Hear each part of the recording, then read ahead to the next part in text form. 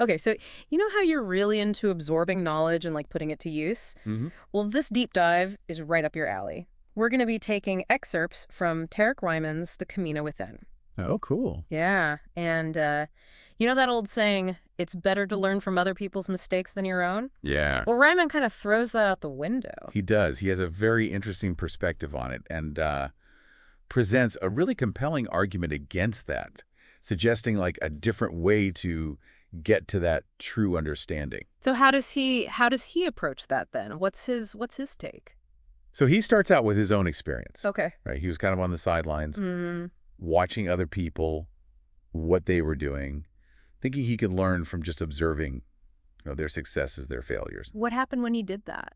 Well, the Yeah. thing is, while he was watching, life was happening for everybody else, Yeah. right? They were getting that firsthand experience, Yeah. building their own stories, Right. whether it was through, triumphs or missteps or whatever. Mhm. And he realized he was accumulating these observations, but not actual experience himself. Yeah. Like he wasn't actually doing anything. Right, right. That must have been kind of a wake-up call for him. Huge wake-up call. This what the heck moment when he sees this gap between his passive observation and everybody else like actively engaging. Totally. Like he was just watching a movie and everyone else was in it. Yeah, and then that leads him to this new core belief then. It does, yeah. So he shifts to this idea that success comes to those who try, Mm. which is a fundamental shift from prioritizing like vicarious learning, Mm. learning through others, I see. to actually like valuing direct engagement, Yeah. putting yourself out there. So what's the cost then if we're constantly just waiting and watching instead of just doing it ourselves? If we're always prioritizing observing, we're going to miss out on the unique and powerful learning that comes from our own actions, Right. our own successes, and yes, our own mistakes. Rimmerman really drives this point home that like true thoroughness in Right. learning, which is what you're going for, Right. often requires, getting your hands dirty, so to speak. You learn by creating, Yeah. by participating, not just by watching. He even talks about his own personal disappointment during this period of passive waiting, and it sounds like his Camino journey was like a real turning point for him. Absolutely. Like the Camino was a conscious decision to stop watching and start doing. Mm-hmm. It was this immersive experience that forced him to engage directly with these challenges.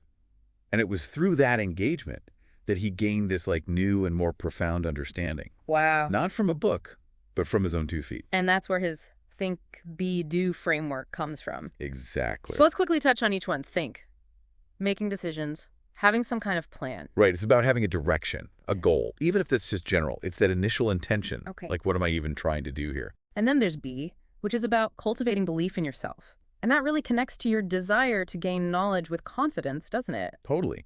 B is all about developing that internal sense of capability Okay. and worthiness. Because without believing in yourself, you're much less likely to take action, no matter how much you've thought about it. So it's not enough to just think about it. You have to believe you can actually do it. Right. You have to have that confidence. And finally, do.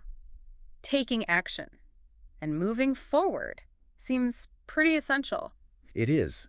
Ryman's very clear that without the do, the thinking and believing, they don't translate into real progress or learning.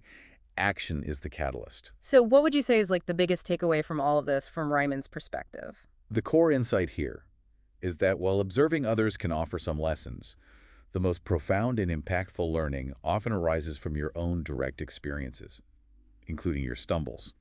It's okay to make mistakes.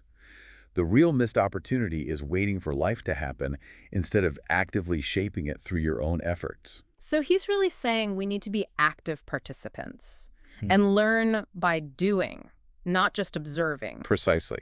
He's saying that genuine understanding and personal growth are built through your own engagement with the world, through your own attempts and experiences. So considering Ryman's perspective, what's one small step you could take today in an area where maybe you've been waiting or watching?